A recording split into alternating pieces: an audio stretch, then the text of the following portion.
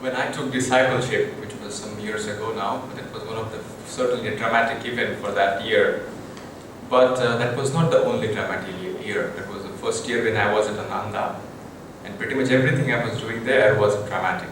So this just becomes one other thing. I moved into the community, Palo Alto community there, and then I was doing all the classes, level 1, 2, 3. I was just doing a lot of seva on the sound and other things. So and everything was just incredible joy, and I was just flying. And so just discipleship, okay, today there is discipleship, okay, let's go and do that. So I certainly enjoyed that. But it's after 1 year, a friend of mine, she also took discipleship on the same day. She emailed me and said like, congratulations on your discipleship anniversary. And well, that was something a little bit more special than other things maybe. And then that started me a little thinking on that. Maybe I'm going to steal a story from Swami Dharmaraj. He was talking about when he also took his discipleship after some time. He had this question like, how do we know that whether Master has accepted us as his disciples? Because we know Swamiji's story. Swami went there, he was desperate, he asked Master, please accept me as your disciple. And then we know that eventually Master came out and said that, well, we have your brother.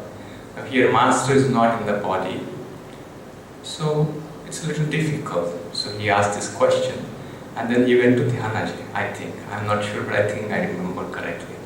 And then he's a humble fellow, he's like a very sweet fellow, a very sweet voice. And then probably asked Dhyanaji, like, how do I know whether he has accepted me or not? And then Dhyanaji didn't hesitate or anything in her way. She's like, of course he has accepted you. The question is whether you have accepted him. And this guy, he kind of this shiver and went away.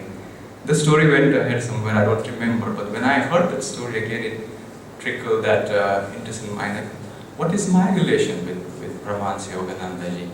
And I took her sentence as more of she's giving encouragement, not necessarily a fact, but she's just asking us to affirm. And with that, I just stopped for some time. I was happy, my mind was happy. Some time ago, I was going through like a spiritual bad patch, if I want to call it like that. But I wasn't feeling completely in tune. And I didn't take proactive actions, which we normally encourage, that when you understand that something is of you, act.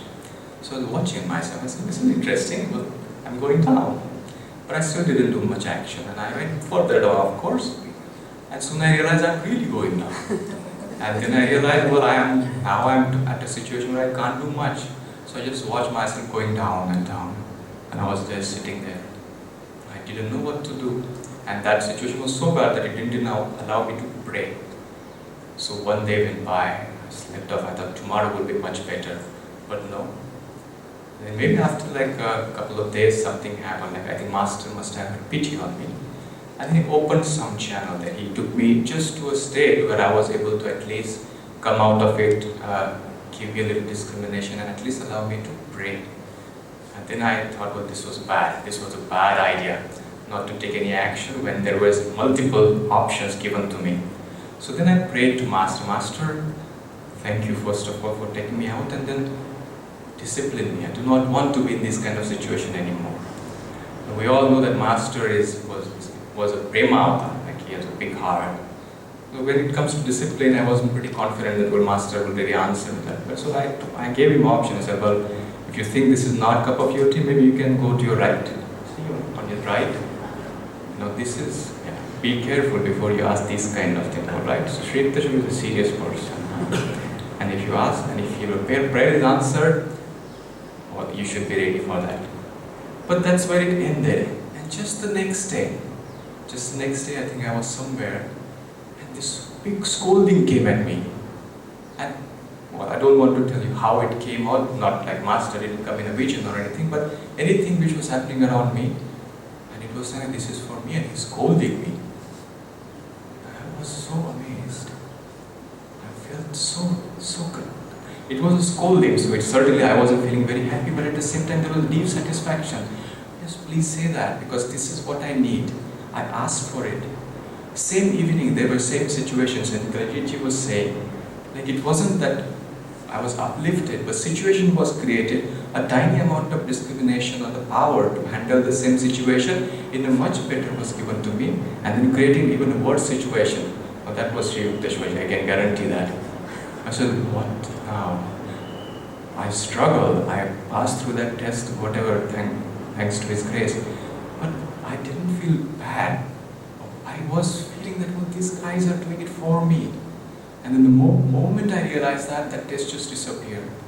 And then again I recall her sentence, where she said, they have accepted you, it's your call, you decide whether you have done it or not.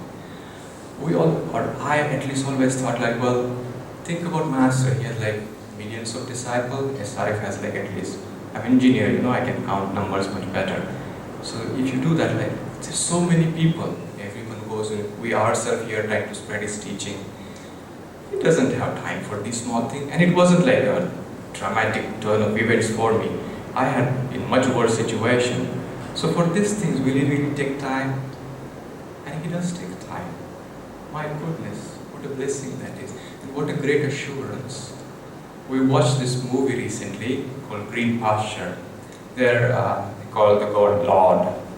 And then the Lord tells one of the humans, well, I need to go now because I have 100,000 things to do before you take your next breath. And well, that was a funny way to say it, but 100,000, that's a lot. And I'm sure Master with all many disciples has so many things to do. But at the same time, I feel out of that 100,000, at least 50,000 are these small things He does for each of us. So that wherever we are, we get that touch and go to the next level. Not something gigantic, a board of director meeting necessarily. Certainly that is part of His job. But even to give that touch for each of us. And then, as we say all the time in the discipleship ceremony, it's like, Guru chooses you. We always say that, well, how you come to Ananda is a very nice question. It's fun to answer. But it is He who led. That is always the case behind all these wonderful stories. And once He chooses, it is just us.